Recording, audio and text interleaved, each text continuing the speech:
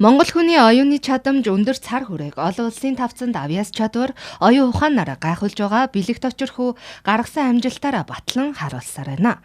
Ердөө 6 настай атлас Харапон Сампин цэжэр бодолтын оюуны спортын олон улсын авраг болсон бэлэгт очирхүү хэдхэн секундын дотор олон тооны тооцооллыг алдаагүй бодож чаддаг нь бахархал төрүүлж байгаа юм а. Тэрээр нэг оронтой 100-аас 200 хүртэлх тоог цэжэрээ төвөггүй нэмж 2 оронтой 15 тоог богино хугацаанд алдаагүй бодон гаргаж чаддаг. Хүүхдүүд бүхэл томчууд хүртэл хуруу даран бодож байхад бэлэгт очирхүү тархиндаа дүрслэн бодож хурд болон ой тогтоотолтой гайхалтай чадвараараа онцгойрох юм. Бэлэгт очир анх 4 настайд Харапон Сампингаар хичээллэж эхэлсэн бөгөөд 1 жилийн хугацаанд 10 гаруй дотоодын болон олон улсын тэмцээнд оролцож өндөр амжилтыг гаргасаар иржээ. City News мэдээллийн хөтөлбөрийн сурвалжлах баг яг одоо хаан улс дүүргийн 218 дугаар цэцэрлэг дээр хүрэлцэн ирсэн байна. Бид бүхэн хүүхдийн эрхийг хамгаалах өдөртөө тохиолдуулан гүрж улсад болсон Харапон Сампингийн дэлхийн аварга бяцхан үүтэй уулзаад байна. За сайн уу, бид бүхэнд өөрийгөө танилцуулаарай. Намайг Баярын хийн бэлэгт очир гэдэг. Би 218 дугаар цэцэрлэг сурдаг. Би 6 настай.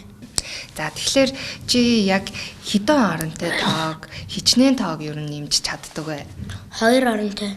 2 оронтой хэдэн тоог нэмж чадчих юм? 10. За тэгвэл би чамд одоо 10 ширхэг тоогийг чи нэг бодорой анхааралтай сонсоорой.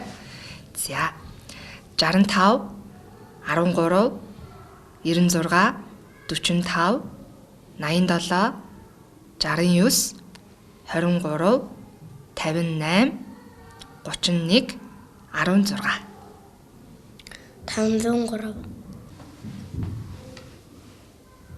За одоо тэгэхээр хоёлаа жоохон хөндрүүлээд би чамд 15 ширхэг тоо хэлье. Анхааралтай сонсоорой.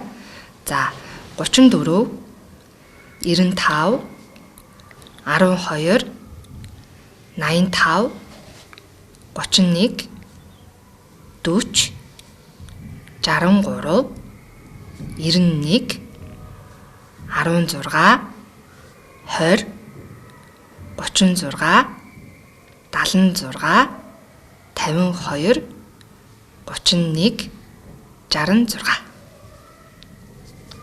740.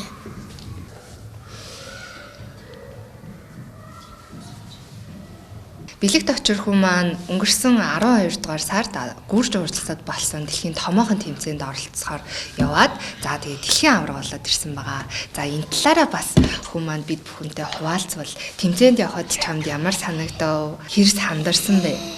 Би тэмцээнд оролцохдоо нэг оронтой 200 тонноос 131-ийг амжилттай бодоод алтан цом авсан. Бяцхан аваргын хувьд өдөр бүр тогтмол бэлтгэл хийж анхаарал төвлөрөөл ой тогтоолтоо хөгжүүлэх дасгалуудыг уйггүй давтдаг байна. Түүний амжилтын ард зөвхөн төрөлхийн авьяасаас гадна эцэг эхийн дэмжлэг, багшийн уйггүй хөдөлмөр, хүүхдийн өөрийн хичээл зүтгэл байдаг гэдгийг хүүгийн ээж онцоллоо. Оюуны спорт нь хүүхдийн тархины хөгжлийг эрчимжүүлж, логик сэтгэлгээ төвлөрөөл ой тогтоолтыг сайжруулдаг ач холбогдолтой юм.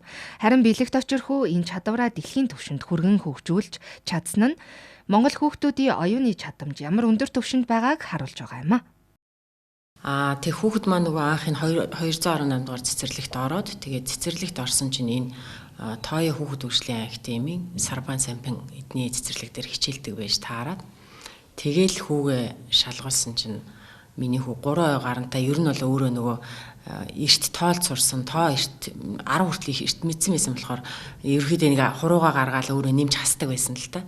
Тэгээ шалгалт өгүүлсэн чинь 3 ой гарантай миний хүү тэнцсэн.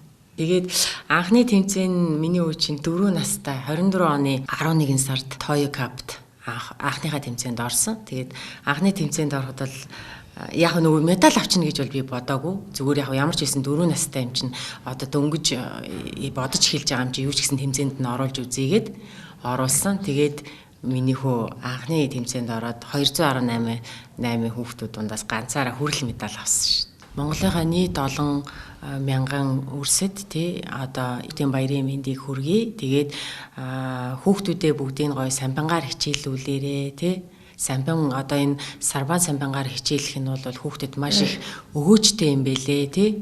хүүхэд бол айгүй төвчээртэй, хүлээцтэй, юмд тууштай тий аливаа ямиг эхлэхэд манай хүүхэд бол айгүй юмд тууштай.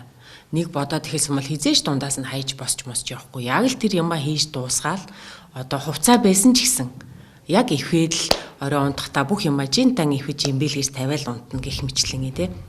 Айгүй олон сайн чанарууд хүүхдэд төлөвшдөг юм бэлээ. Тэгэхээр та нар маань хүүхдүүдээ сампингаар хичээлүүлээрээ.